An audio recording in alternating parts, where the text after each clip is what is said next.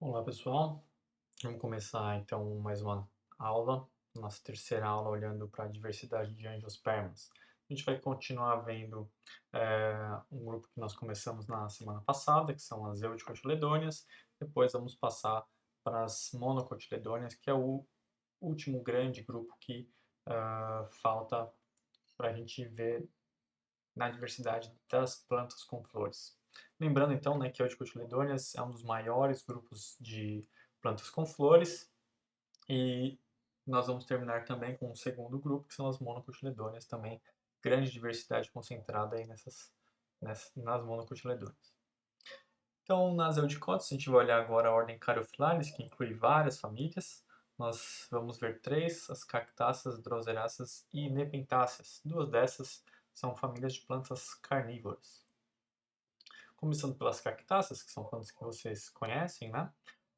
São plantas que estão presentes em ambientes xeromórficos, ou seja, que têm falta de recursos hídricos. Dentre elas, nós temos vários exemplos como cactos, coisas que a gente chama de cactos como geral, a Ora pronobis, que é bastante utilizada no interior do Brasil, em pratos da culinária local, as palmas, que são também usadas para alimentar o gado.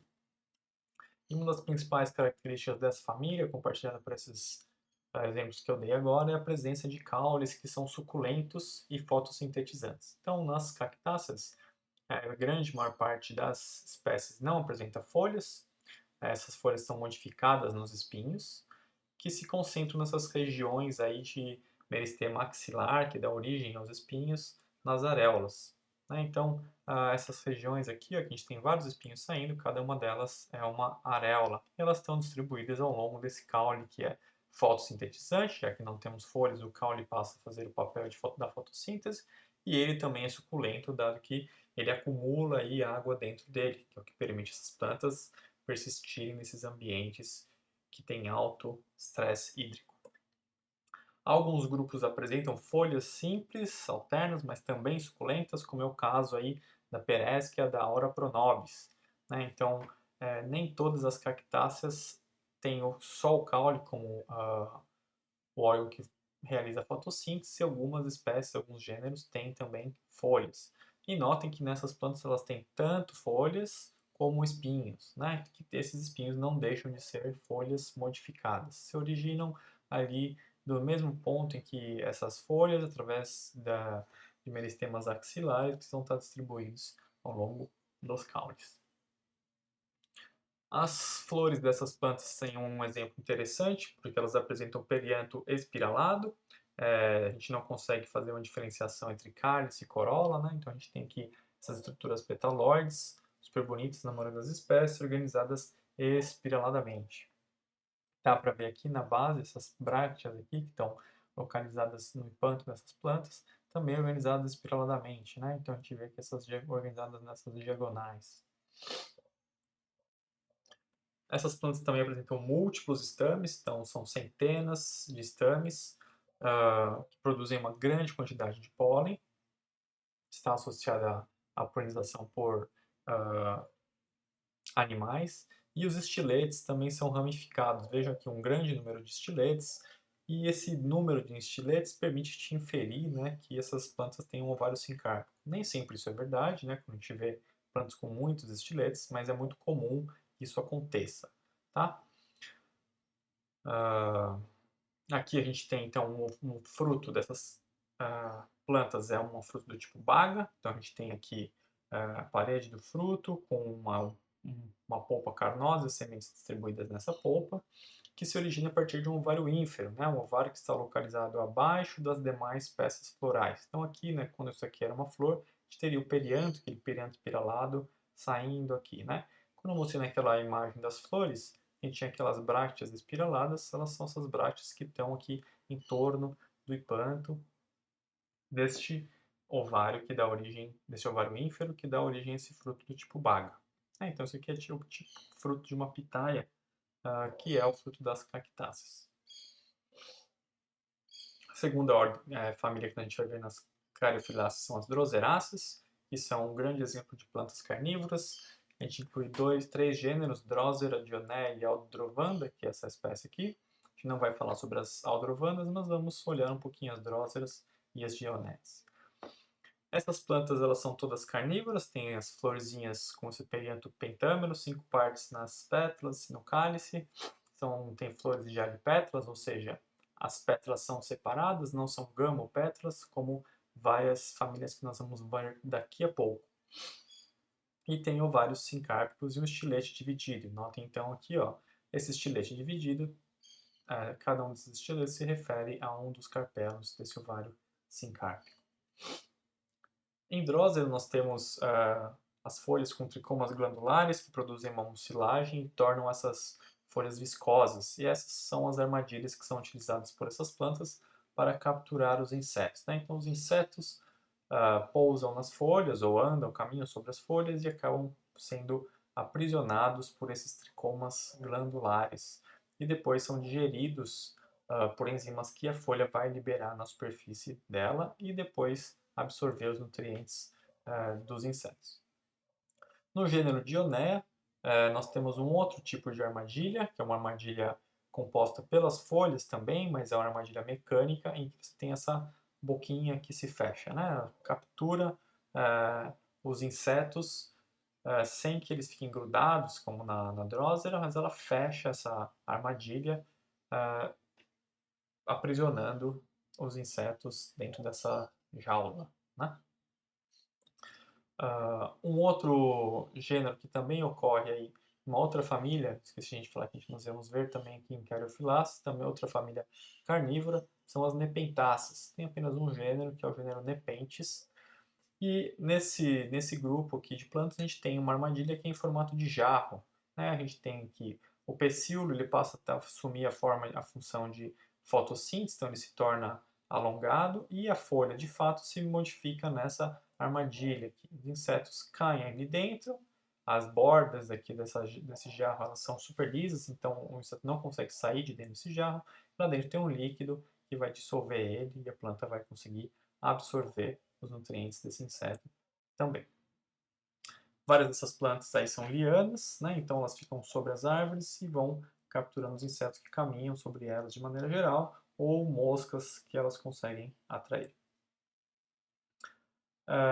As Nepentáceas são plantas dioicas, ou seja, as flores delas têm apenas um sexo. Então aqui a gente tem flores masculinas das Nepentáceas, do gênero Nepenthes, e a gente tem aqui o perianto, né, com 4 partes, nessas plantas aqui, e os estames que são fundidos. Então a gente tem os filetes fundidos e no ápice várias anteras que vão liberar o pólen dessas plantas. Já as estruturas femininas vão estar em outras flores, né? Então é super difícil a gente ter, às vezes, conseguir cruzar essas plantas, ou você tem duas nepentes, conseguir produzir frutos, porque nem sempre a gente consegue ter as plantas masculinas e femininas, né? Eu, por exemplo, tenho uma aqui masculina e até hoje não consegui ver uma feminina. As plantas carnívoras não estão todas dentro da ordem Caryophyllaceae. Em Ericales também ocorre carnivoria, apenas na família Sarraceniaceae, né? Uma família que tem 3 gêneros, 32 espécies, e aqui a gente também tem uma armadilha que é em forma de jarra. Mas, diferente do que a gente acabou de ver nas nepentes, elas têm que uma parte da folha apenas é modificada na armadilha. Aqui a folha inteira é modificada nesse jarrinho aqui, que atrai moscas principalmente, né? Isso aqui é uma estrutura que lembra um pouco umas janelinhas, assim, a mosca vem atraída, cai no jarro, não consegue sair e vai ser digerida por essas plantas. A gente também tem flores super legais aqui, que vão ter esses cálices que são trímeros ou hexâmeros, né? Pode variar o número dependendo do grupo que você está olhando. Os estames são 5 numerosos, elas produzem um fruto que é um fruto do tipo cápsula, ou seja, ele se abre para liberar as sementes. Passando agora para a ordem Gentianalis, que inclui 5 famílias, a gente vai ver uma das principais delas, que é a família Rubiaceae, uma família muito utilizada ao redor do mundo e que faz parte do dia a dia de todos nós, ou quase todo mundo que toma um café pela manhã. A Rubiaceae é uma grande família, tem muitas espécies, várias delas produzem compostos secundários que afetam os corpos de quem consome essas plantas, né? Sejam os frutos, sejam as flores, né? Então, desde o café até plantas que têm outros tipos de substâncias, como a quinina e uma das elementos do ayahuasca é uma rubiácea. Essa família tem uma característica muito interessante, que é vista de maneira geral apenas nela, e que é marcante em praticamente todas as espécies. É muito fácil identificar um membro da família Rubiácea olhando para as folhas dessas plantas.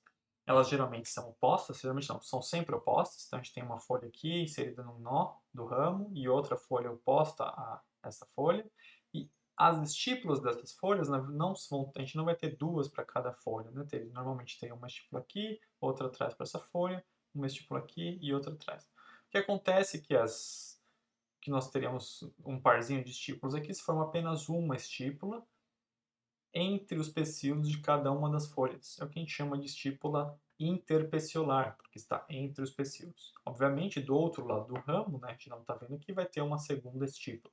Então, a gente vai ter duas folhas opostas com duas estípulas interpeciolares. Viu essa característica?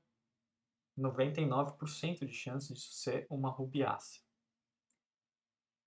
Essas plantas têm corolas gamopétalas, né? Então aqui o que acontece é que as pétalas se fundem formando um tubo, né? Então note que diferentemente das plantas que são dialipétalas, que é quando as pétalas são separadas, é um tipo que é mais comum, a gente pensa mais em flores de dialipétalas, né? Que você consegue destacar uma das outras, então pensa nas rosas, por exemplo, ou outras flores comuns, você vai destacando as pétalas, né? Você pode soltá-las, são livres umas das outras. Uma corola gamopétala ou um cálice gamosépala, que a gente também tem o cálice formando um tubo, essas partes são fundidas completamente, ou pelo menos numa parte da base, e só o ápice que é livre. Então a gente consegue contar aqui pelo ápice o número de partes dessas plantas, né? Então, uma, duas, três, quatro, cinco partes, cinco pétalas que se fundiram formando esse funil, essa corola em formato de funil. Nessas plantas, o ovário é ínfero e dá origem a diferentes tipos de frutos, como o café, que a gente consome em grandes quantidades. Uma outra família muito interessante que inclui plantas que produzem alcaloides ou outras substâncias de metabolismo secundário é a família Solanaceae, que pertence à ordem Solanaris, com mais outras 4 famílias. Aqui é um exemplo de uma dessas famílias, Convolvulaceae. E agora, a gente entrando em Solanaceae, a gente vai ver que ela inclui diferentes tipos de plantas que nós utilizamos muito também, né? Então, desde a batata até o tomate, berinjela, as pimentas, todas estão aqui dentro da família Solanaceae. O fumo também está aqui dentro, né? Então, plantas que têm compostos secundários muito interessantes, né? A pimenta, fumo, vários dessas plantas são venenosas, né? Então tome cuidado, se está no mato e vê uma coisa que parece um tomate, não coma, porque ele pode fazer mal para você, certo? O tomate que nós consumimos não tem esse problema aí, a gente não tem problema com isso, mas os tomatinhos selvagens podem ser um problema. Aqui dentro a gente tem também outras coisas como a fruta do lobo, né, que é muito comum no cerrado, que é comida pelo lobo-guará. Essas plantas têm folhas que são tem uma carinha de Solanaceae, né? Então elas são alternas, simples e geralmente tem esses lobos aqui, parece uma folha meio estranhazinha, super comum. E quando você vê às vezes tem uns tricomas diferentes, você vê esse tipo de folha junto com flores tem uma corola gamopétala aplicada, ou seja, a região onde os lobos são fundidos, as pétalas são fundidas, é uma região dobrada, né? Então, note aqui que você consegue ver que ela é dobradinha aqui, depois tem a pétala mais inteira, umas regiões dobradas aqui. E com essas anteras formando lateralmente coesas, elas não são fundidas, mas elas formam estão todas uma do ladinho da outra, assim, em volta do estilete com o estigma no ápice. É muito típico essa morfologia de flores na família Solanaceae. Além disso, as anteras têm esses poros no ápice, né? Então, cada uma das tecas vão ter um poro no ápice, que é por onde vai ser liberado o pólen, né?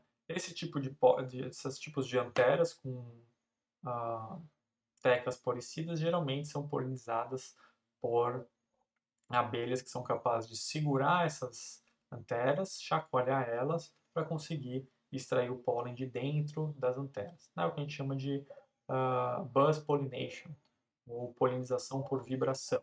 Então, as abelhas específicas conseguem extrair o pólen dessas plantas, que é a recompensa que a flor também está usando para dar para essas plantas, né?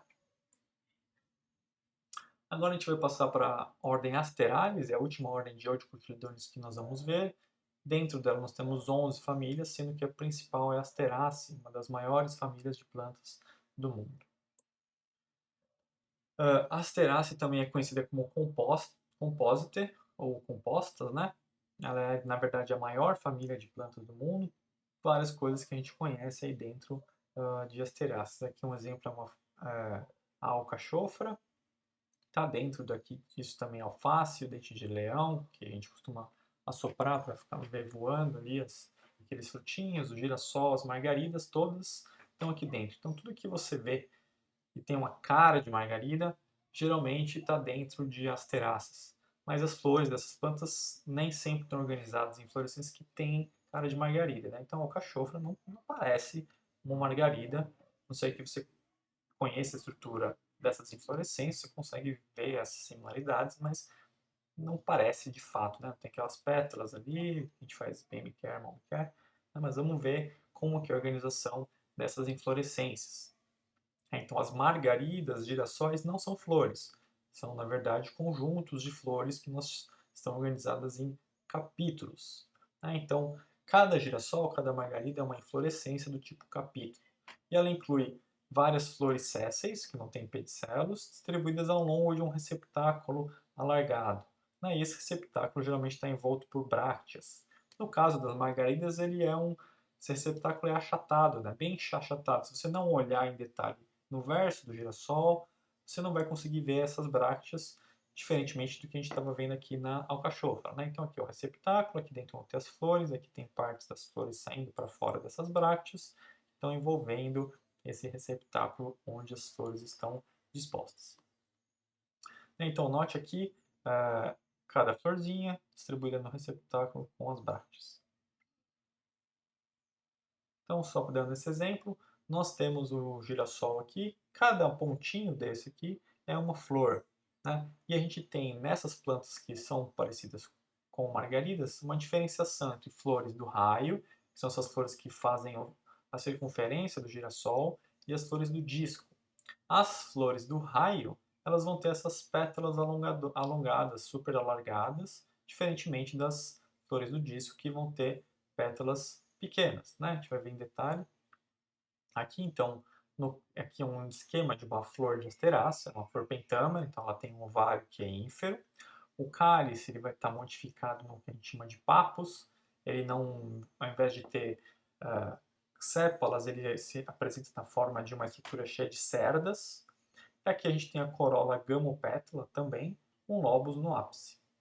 Dentro da corola nós temos os estiletes, eles são presos na corola e fundidos lateralmente nas anteras. Então as anteras formam um tubo, né? Cada uma das anteras está fundida a antera lateral a ela, formando esse tubo.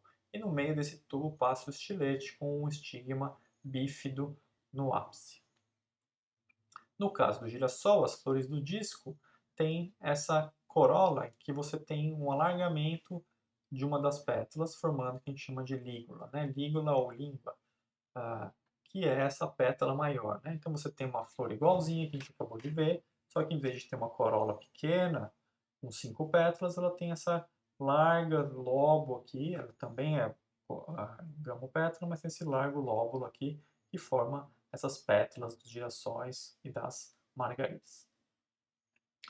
Como eu disse para vocês antes, essas anteras elas são fundidas num cilindro. Né? Então, quando a gente olha para essas flores do girassol, note aqui as flores do disco com 5 lobos da corola gamopétala, saindo no meio dessa corola as anteras que são enegrecidas, todas fundidas lateralmente, formando um cilindro.